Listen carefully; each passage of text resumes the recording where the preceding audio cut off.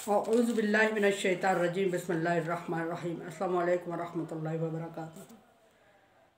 सूरह यूनुस है मेरे सामने और सूरह यूनुस की आयत नंबर 98 है, पारा नंबर 11 है, रुकू नंबर 15 है। सूरह यूनुस की आयत नंबर 97 में अल्लाह तबारक व तआला ने नबी सल्लल्लाहु अलैहि वसल्लम को खिताब करते हुए फरमाया, डिटेल गुजर चुकी है, ऐसे ट्रांसलेशन है सूरह आयत 97 की। अल्लाह तबारक व तआला ने फरमाया कि वो आपको बहकाना चाहते हैं, आप उनकी बातों में मत आइएगा और सोच में ना पड़ना। और आगे फरमाया कि वलाउ जाअतहुम कुल्लु आयतिन हत्ता यराउल अज़ाब, वो ईमान नहीं लाएंगे क्योंकि उन पर साबित हो गया है, अल्लाह तबारक व तआला ने मोहर लगा दी है, जब तक कि वो अज़ाब को देख नहीं लेंगे। अगली बात जो अल्लाह तबारक व तआला फरमा रहे हैं सूरह 98 में, आयत 98 में, वो अल्लाह तबारक व तआला कुछ इस तरह फरमा रहे हैं कि फल्लाउ कानत करियतन अमानत फनफ़अहा ईमानुहा इल्ला कौम यूनुस, किसी भी कौम को अज़ाब को देखकर ईमान लाने का फ़ायदा नहीं हुआ। फ़िरौन को गर्क करने की बात हो रही थी, गर्क होते हुए फ़िरौन ने कलमा हक पढ़ा, अल्लाह तबारक व तआला ने कबूल नहीं फरमाया। यहाँ फरमाते हैं कि कौम यूनुस के अलावा किसी भी कौम को अल्लाह तबारक व तआला ने ये फैज़ नहीं दिया कि जब वो ईमान लाए वो अज़ाब को देख के तो अल्लाह ताला ने उन्हें बख्श दिया हो। डिटेल कल की पिछली वाली बात में गुजर चुकी है कि कैसे अल्लाह तबारक व तआला ने उन्हें माफ़ किया और कैसे उस सज़ा में यूनुस अलैहिस्सलाम आ जाते हैं और कैसे मछली के पेट में वो 41 दिन रहते हैं और कैसे फिर अल्लाह तबारक व तआला के हुक्म से मछली ने उगल दिया और कैसे फिर यूनुस अलैहिस्सलाम की अल्लाह तबारक व तआला ने रहनुमाई फरमाई। यहाँ फरमाया कि जब यूनुस अलैहिस्सलाम की कौम ईमान लाई तो हमने उनका अज़ाब टाल दिया उनसे, और वो जो बेबसी और मजबूरी का अज़ाब था वो यूनुस अलैहिस्सलाम पर पड़ गया। लव शाअ रब्बुका ला आमना मन फिल अर्ज़ि कुल्लुहुम जमीआ। यहाँ से बात स्टार्ट करते हैं कि अगर अल्लाह तबारक व तआला चाहे तो ज़मीन में आबाद हर एक चीज़ ईमान ले आए। अल्लाह तबारक व तआला के हुक्म से एक पत्ता नहीं हिलता। और यहाँ अगर आप समझते हैं कि लोग अपनी मर्ज़ी से कुफ़र कर गए, लोग अपनी मर्ज़ी से ईमान ले आए, ठीक है, अल्लाह तबारक व तआला ने इख्तियारात दिए हुए इंसान को, लेकिन अल्लाह तबारक व तआला साथ ये भी फरमा रहा है कि अगर अल्लाह चाहता तो दुनिया की सारी चीज़ें ईमान ले आती। लेकिन चूँकि अल्लाह तबारक व तआला का उसूल था दुनिया को आबाद करना, फिर उस दुनिया को आबाद करने की बेस पे जन्नत और जहन्नम को भर देना, ये अल्लाह तबारक व तआला के उसूल में शामिल था। सो इसलिए अल्लाह तबारक व तआला ने जिसको चाहा ईमान की दौलत से नवाजा और जिसको चाहा नहीं नवाजा।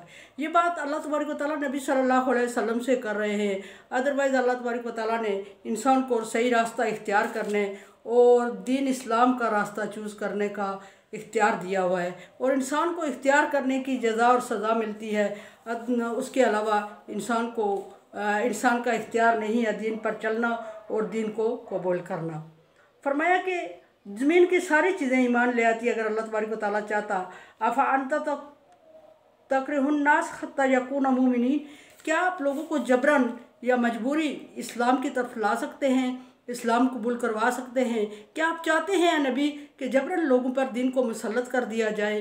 अल्लाह तबारक व तआला ऐसा पसंद नहीं फरमाते। और अल्लाह तबारक व तआला ऐसा नहीं पसंद फरमाते तो अल्लाह तबारक व तआला ने फरमाया ला इक्राहा फिद्दीन, दीन में जबर नहीं है। इसका ये मतलब नहीं कि दीन में तकलीफ़ नहीं है, दीन में मुश्किलात नहीं है। कुछ लोग इसको इस तरह ट्रांसलेट कर रहे हैं, ये मतलब हरगिज़ नहीं है। इसका मतलब ये है कि दीन इस्लाम इख्तियार करने में, कबूल करने में जबर नहीं, जबरन किसी को किसी मज़हब पर नहीं लाया जा सकता और उसको मजबूर करके दीन कबूल नहीं करवाया जा सकता। ये बहुत बड़ा जुल्म है और ये अल्लाह तबारक व तआला की रहमत से होता है। जिसको चाहता है अल्लाह तबारक व तआला अता करता है, जिसको चाहता है महरूम रखता है, और इंसान के बस की बात नहीं। तो नबी सल्लल्लाहु अलैहि वसल्लम को तंबीह करते हुए अल्लाह तबारक व तआला फरमा रहे हैं कि आप जबरन किसी को दीन पे लाना चाहते हैं, क्या आप मजबूर कर रहे हैं उन्हें दीन पे आने के लिए, क्या आप दीन को मुसल्लत कर रहे हैं उन पर? क्या आप समझते हैं कि सारी मखलूक आप पर ईमान ले आएगी, सारी इंसानियत आप पर ईमान ले आएगी?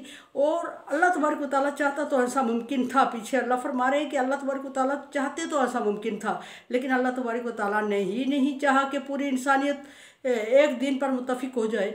और फिर बात फिर वही है कि अल्लाह तबारक व तआला ने हिकमत के तहत ज़मीन को आबाद करना और ज़मीन के बेस पे जन्नत और जहन्नम को भरना था। सो जिसको अल्लाह तबारक व तआला तौफीक देगा, दीन इस्लाम इतनी मामूली चीज़ नहीं है कि वो हर बंदा कबूल कर ले। जिसको अल्लाह तबारक व तआला देगा तौफीक, वो अल्लाह तबारक व तआला की दी हुई तौफीक से ईमान लाएगा, ला इकराहा फिद्दीन के फार्मूले के तहत। फिर फरमाया कि माँ काना नफ्सिन अन तुमिन इल्ला बिइज़्निल्लाहि, किसी नबी के लायक नहीं है, किसी नबी के सूट नहीं करता, किसी नबी को ये ज़ेब नहीं देता कि वो अपनी मर्ज़ी से ईमान ले आए। जो लाता है अल्लाह तबारक व तआला के इज़्न से, हुक्म से और अल्लाह तबारक व तआला की मंशा से ईमान लाता है। वयजअलु रिज्स अलल्लज़ीना ला याक़िलून, और जो लोग अक्ल नहीं रखते, बातों को समझते नहीं हैं, अल्लाह तबारक व तआला की बातों से यह मुराद अल्लाह तबारक व तआला की आयत है। जो लोग अल्लाह तबारक व तआला की आयत को नहीं समझते और दीन पर डटे हुए हैं, अल्लाह तबारक व तआला ने उनको दो रास्ते दिखा दिए हैं, उनका आप कुछ नहीं बिगाड़ सकते, क्योंकि वो अक्ल नहीं रखते, वो समझ और शऊर नहीं रखते। और क्यों नहीं रखते? अल्लाह तबारक व तआला फरमा रहे हैं फ़ी कुलूबिहिम मरज़, उनके दिलों में बीमारी है। फिर अल्लाह तबारक व तआला ने फरमाया कि अल्लाह तबारक व तआला ने उनके कानों पर और उनके दिलों पर मोहर लगा दिया। ख़तमल्लाहु अला क़ुलूबिहिम व अला समइहिम व अला अबसारिहिम गिशावतुन व लहुम अज़ाबुन अलीम। फरमाया अल्लाह तबारक व तआला ने कि उनके दिलों पर, उनके कानों पर मोहर लग गई है और उनकी आंखों पे मैंने पर्दा डाल दिया है, और वो देख नहीं सकते, सुन नहीं सकते, समझ नहीं सकते। मतलब ये कि ये नहीं कि वो आंखों की बिनाई से मरहूम है, देख नहीं सकते, वो बसीरत से मरहूम है, वो समझ और शऊर नहीं रखते। ये नहीं कि वो कानों की समात से मरहूम है, कान से बात सुन रहे हैं लेकिन बात उन पर असर नहीं कर रही है, वो हकीकी समात से मरहूम है और बसीरत से मरहूम है, और उन्हें अल्लाह तबारक व तआला ने कर दिया है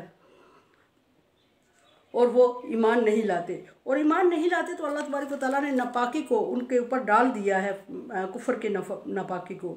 यजअलु रिज्स अलल्लज़ीना ला याक़िलून, अल्लाह तबारक व तआला ने कुफर की नापाकी उनके नसीब में हमेशा के लिए कर दी है और वो समझ नहीं पाएंगे।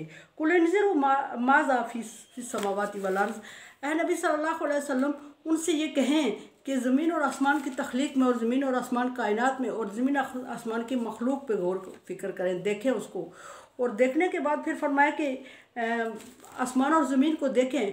वमा तुगनिल आयातु वन नुज़ुर अन कौमिल ला युमिनून, किसी कोई भी निशानी अल्लाह तबारक व तआला की तरफ से भेजी हुई हो और कोई भी आयत और कोई भी चीज़, कोई भी डरावा, कोई भी शरीयत, कोई भी नबी, कोई भी पैगंबर, कोई चीज़ उन पर, कोई किताब उन पर असर नहीं करती। कोई तूफ़ान, कोई आंधी, कोई अज़ाब किसी किस्म का भी उन पर असर नहीं कर रहा है और उनके काम नहीं आएगा, क्योंकि उन्होंने ईमान नहीं लाना तो किसी को देख के वो अकल इख्तियार नहीं करेंगे। और कोई नज़र मन्नत जो उन्होंने मानी हो किसी कौम के लिए और किसी कौम को डराना, और जो आप सल्लल्लाहु अलैहि वसल्लम डरा रहे हैं और दिन रात मेहनत कर रहे हैं, वो किसी के काम नहीं आने वाला, क्योंकि अल्लाह तबारक व तआला ने उनको नसीब में नहीं लिखा। जो जब नसीब में लिखेगा अल्लाह तबारक व तआला, तो फिर अल्लाह तबारक व तआला नबी से फरमा रहे हैं कि आपकी मेहनत और कोशिश काम आएगी। फिर यहाँ एक बात यह है कि कौम ला युमिनून को जिक्र कर दिया कि वो ऐसी कौम है कि वो ईमान नहीं लाएंगी। आप जितना डराएं, आप जितना निशानियाँ दिखाएं, लेकिन बात यहाँ ये ख़त्म हो जाती है कि फिर अल्लाह तबारक व तआला फरमा रहे हैं कि वो ईमान नहीं ला रहे हैं। आपका डराना, आपका धमकाना, आपका निशानियाँ दिखाना, आपका खोल खोल के कुरान को बयान करना, आपका क़यामत के आसार दिखाना, ये उनके लिए काम नहीं आएंगे, क्योंकि ख़त्म उनके दिलों पे मोहर लग गई है। तो फिर नबी सल्लल्लाहु अलैहि वसल्लम की क्या सज़ा है कि आप सल्लल्लाहु अलैहि वसल्लम को क्यों हुक्म दे दिया गया कि आप करें, काम करें। उधर से अल्लाह तबारक व तआला फरमा रहे हैं कि आप उनको डराएं, और उधर से फरमा रहे हैं डराएं या ना डराएं बराबर है, वो ईमान नहीं लाएंगे। ये इस बात को कैसे कंपेयर किया जाएगा फिर?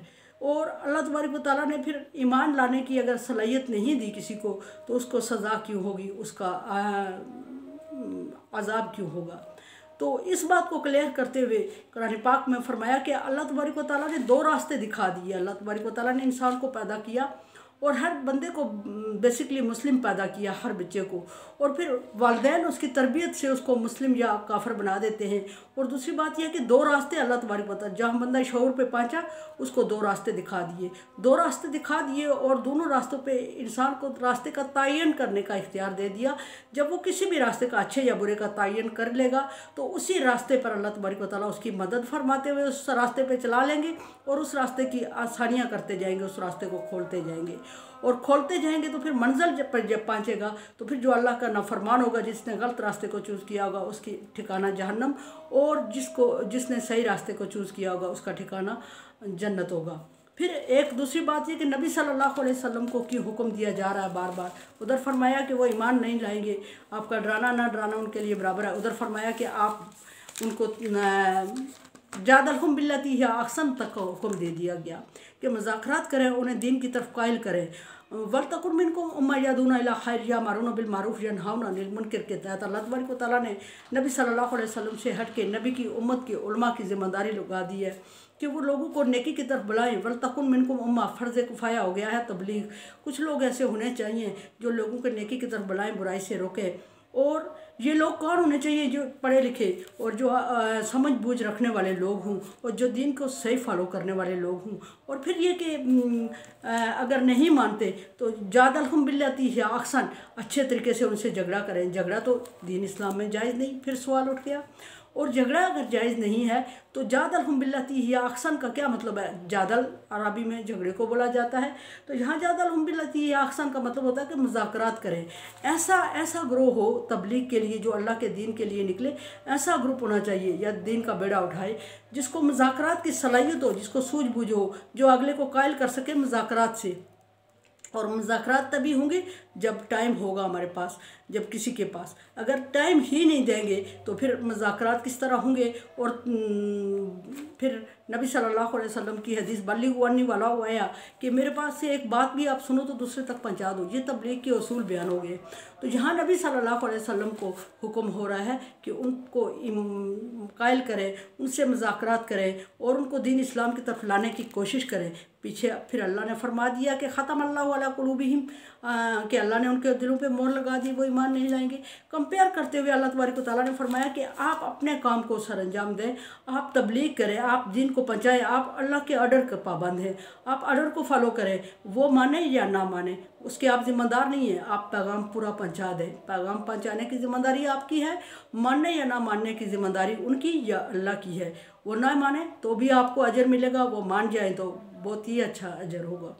और ना मानने पे भी लाइसल इंसान इल्ला मा सआ, इंसान को वो मिलता है जिसकी वो कोशिश करता है। सो अल्लाह तबारक व तआला ने नबी सल्लल्लाहु अलैहि वसल्लम को रोल मॉडल बनाते हुए नबी ये क़यामत तक के लोगों के मुस्लिम के लिए ज़िम्मेदारी लगा दी और दीन पर अनथक मेहनत और कोशिश करने का हुक्म दे दिया।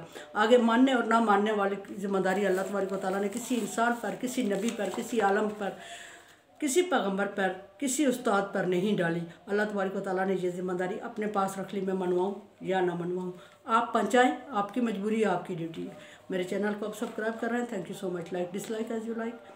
दुआ किया करें मेरे लिए, ला खौफुन अलैहिम वला हुम यहज़नून में कर दे अल्लाह ताला दुनिया में और आखिरत में। और कोरोना वायरस से बचने के लिए एहतियाती तदाबीर इख्तियार करें, वैक्सीनेशन लें और दुआ करें अल्लाह तबारक व तआला। सबसे बड़ी वैक्सीनेशन जो अल्लाह तबारक व तआला से दुआ करना है। अल्लाह